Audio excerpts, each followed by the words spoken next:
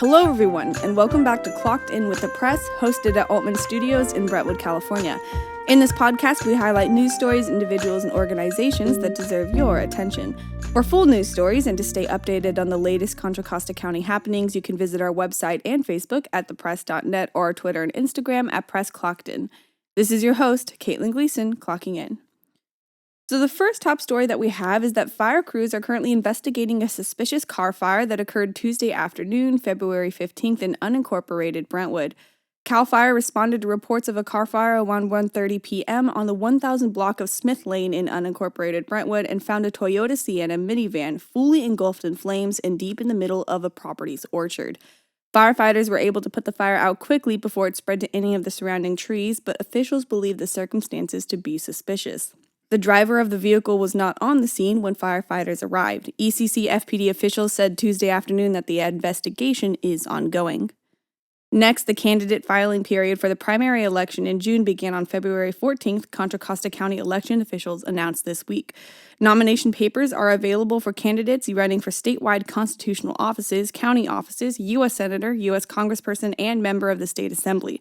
The nomination period runs through 5 p.m. on March 11th. Papers for offices that are up for election will be available at the Contra Costa Elections Office at 555 Escobar Street in Martinez. For further information on the primary election and the key dates, go to www.cocovote.us. Next, Oakland resident Mark Estrada, the man accused of killing Brentwood resident and Hayward Police Sergeant Scott Lunger following a traffic stop in 2015, has reached a plea deal with Alameda County prosecutors that could send him to jail for at least 50 years. Estrada was convicted of first-degree murder and admitted to the use of the firearm that murdered Lunger. Estrada's sentencing is set for March 18th. The agreement came 1 week before opening statements in the case were to begin. For context, prosecutors alleged that Estrada, 21 at the time of the incident in 2015, opened fire on Lunger after being pulled over for driving erratically just after 3 a.m. on July 22nd near Myrtle and Lyon Streets in Hayward. Before Lunger approached the truck, Estrada fired 3 shots, striking Lunger in the head and leg. Estrada fled the scene but was arrested later the same day. He was on trial in 2020 when the coronavirus pandemic struck, resulting in a mistrial. In the wake of Lunger's death, a portion of Highway 4 between Laurel Road in Oakley and Balfour Road in Brentwood was named Hayward Police Sergeant Scott Lunger Memorial Highway in 2018, and a year later the city of Brentwood dedicated a street in his honor. Next, the Contra Costa County Sheriff's Office Delta Station recently announced it received a $164,000 grant that will be used to install more license plate reader cameras in the Discovery Bay area.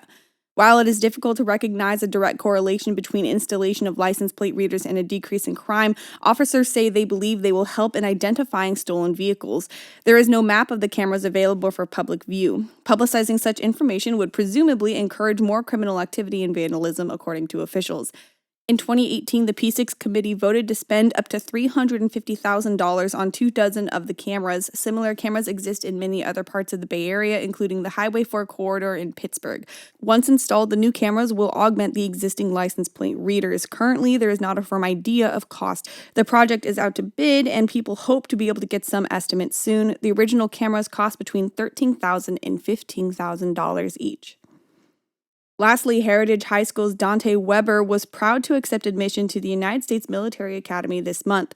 This is his dream destination upon graduation for the Discovery Bay senior. Weber commented on this achievement saying, quote, "I feel honored to have been nominated, qualified, and accepted into West Point. It was in great part due to my family, especially my mother, military veterans who encouraged me, my ROTC leader, my teachers, and all of my coaches throughout the years," end quote. Weber received his nomination from Representative Jerry McNerney. As a community, we wish nothing but the best of luck for Weber as he embarks on his military journey through West Point.